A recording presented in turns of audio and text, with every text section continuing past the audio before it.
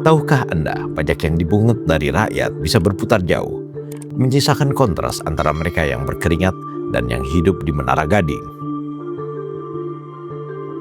Dari pungutan resmi, anggaran atau subsidi, uang itu mengalir ke rapat, ke seminar, kajian, konsultasi, dan honorarium kelas terdidik. Di dunia lain, petani, buruh, dan nelayan yang menghasilkan barang nyata kerap diminta efisien, murah, dan tahan banting. Inilah yang membuat Jomota gelisah. Direktur Utama PT Agrinas Pangan Nusantara ini melihat tumbuhnya fenomena ekonomi parasit, yakni ketika pekerjaan kertas dibayar mahal, indah dibaca laksana bunga, meski hasilnya tak memberi buah, sulit dilihat di lapangan. Laporan bertambah, seminar bertambah, konsultan bertambah, tapi petani sering pada penjualan hasil panen dengan harga murah. Ada kelas sosial yang jarang diperiksa kontribusinya secara jujur. Sarjana, para master, dan doktor yang bergelar panjang, berpenghasilan tinggi, duduk di kantor ber-AC, konsultan, birokrat akademisi struktural, analis kebijakan yang berpenghasilan berlipat-lipat dari petani atau buruh, tetapi penghasilannya sering tidak bisa dipegang, tak bisa dimakan, tak bisa menambah satupun butir dari hasil panen atau unit barang yang berguna bagi rakyat kecil. Mereka menghasilkan laporan, kajian, seminar, sertifikat pelatihan, kerangka kebijakan yang tidak pernah turun ke lapangan, atau justru posisi struktural yang tugas utamanya mengelola, bukan menciptakan. Selama negara dan pasar membayar mahal untuk aktivitas semacam ini, sementara petani yang benar-benar memproduksi pangan dibayar murah untuk hasil kerja fisik dan risiko nyata. Terjadi transfer nilai yang timpang. Rakyat kecil bekerja keras memproduksi hasil real, sementara sebagian kelas terdidik hidup dari mengatur, mengaudit, mengevaluasi, atau bahkan sekedar menjaga status quo birokratis. Dibayar jauh lebih tinggi untuk itu. Di bawah terik matahari, petani mempertaruhkan modal dan tenaga, buruh mempertaruhkan tubuh, nelayan mempertaruhkan nyawa pada cuaca. Mereka memproduksi sesuatu yang bisa ditimbang, diangkut, dijual, dan dimakan. Sedangkan di ruang berpendingin udara, sebagian kelas profesional hidup dari pekerjaan abstrak, rapat untuk menyiapkan rapat, kajian untuk menjelaskan kajian, dan presentasi untuk menjelaskan kenapa program sebelumnya tidak berhasil. David Graeber menyebutnya bullshit jobs. Pekerjaan ada, tapi kontribusinya patut dipertanyakan. Bentuknya bisa jabatan mentereng, konsultan mahal, kajian tebal, atau program dengan akronim panjang, tapi hasilnya tipis. Barbara dan John H. Rendrich juga membicarakan kelas profesional managerial class, kelas yang memiliki gelar, sertifikasi, dan keahlian khusus. Masalahnya, ketika gelar dan jargon berubah menjadi modal untuk mempertahankan posisi, solusi nyata justru jauh panggang dari api. Beban ini menjadi konkret lewat pajak yang dipungut dari transaksi rakyat kecil.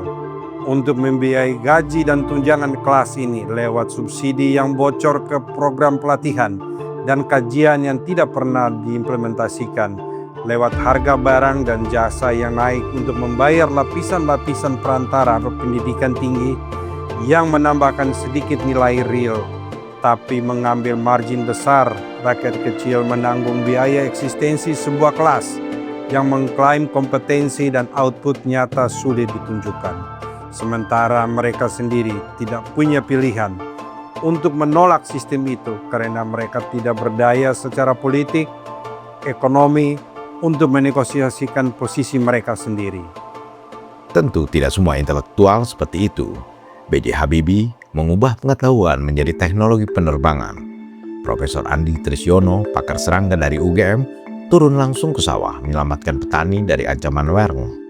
Atau Norman Borlaug, bapak revolusi hijau asal Amerika Serikat, yang mengusung ilmu pertanian ke ladang. Bedanya jelas. Mereka adalah contoh yang membuat pengetahuan bekerja, tidak berhenti di lembar-lembar diktat atau berantakan di atas meja.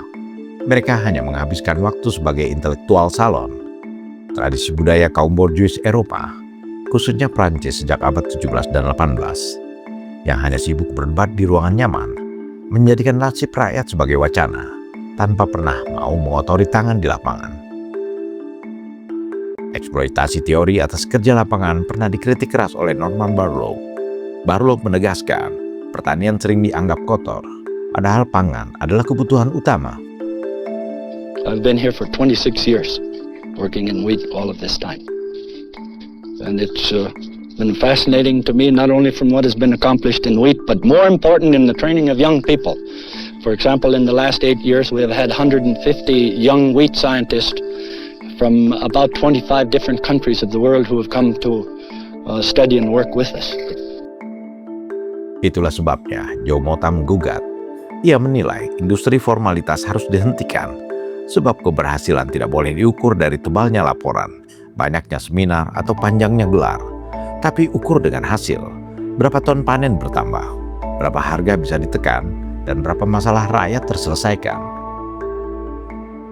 Di mata Joe, rakyat tidak makan kajian, tidak minum rekomendasi, dan tidak memasak seminar. Yang mereka butuhkan adalah hasil. Titik. Setelah 81 tahun Indonesia merdeka, kita melihat perguruan tinggi kita semakin menciptakan sarjana-sarjana, master-master, doktor-doktor, dan ilmu pendidikan harusnya membebaskan atau membuat kita terbebas daripada keterbatasan. Tetapi kita melihat bahwa perguruan tinggi sekarang ini hanya menciptakan makalah-makalah, disertasi-disertasi yang menghiasi ruang dingin di dalam perpustakaan. Ibaratnya seperti bunga yang tidak berbuah. Indah dalam narasi, indah dalam membuat debat atau membuat diskusi, tetapi tidak bisa dinikmati oleh rakyat. Menjadi bunga yang indah, tapi tidak berbuah. Indah dalam narasi, indah dalam orasi, indah dalam tutur kata, tetapi tidak bisa dinikmati atau tidak bisa dimakan. Joe Motta tidak keliru. Soal ketimpangan, Borlaug juga pernah menyindir tajam. Dikatakan ilmu pengetahuan teoritis selalu banjir dukungan, sementara para ilmuwan yang mau turun ke lapangan dan kotor tangannya justru minim fasilitas. I am particularly pleased to have been named for this prize for the simple reason that agriculture is always downgraded. Agriculture is a dirty word in the world, and yet food is pretty important 3 times a day. And it's the first time, as far as I know, that anyone working in applied agricultural research and production has ever been considered to have been meritorious of this kind of thing. Not me as individual, but all of these people who have contributed to it. And I hope this will bring more support for agriculture and the technology or the application of science. There is plenty of support and has been for theoretical, but dirty hand scientists don't get very much support. Maka ketika uang rakyat terus menghidupi pekerjaan yang hasilnya sulit dibuktikan, pertanyaannya bukan seberapa tinggi gelar mereka, tapi seberapa besar manfaat yang benar-benar mereka kembalikan kepada rakyat.